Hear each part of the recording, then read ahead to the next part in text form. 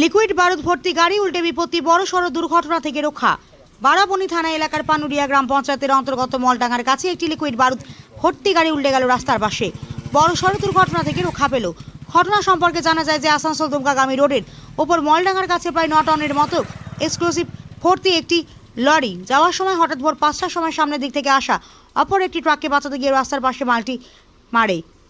প্রায় 1 টনের মতো এক্সক্লুসিভ ক্ষয়ক্ষতি হয়ে মাটিতে পড়ে যায়, তবে ড্রাইভার খালাসি ক্ষয়ক্ষতি হয়নি।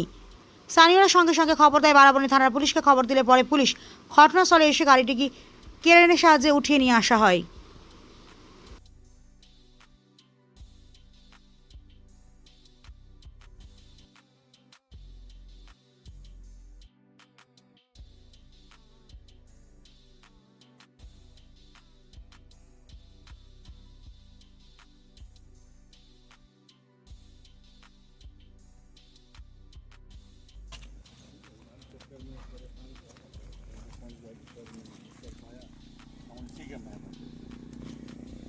गाड़ी भेज दिया है।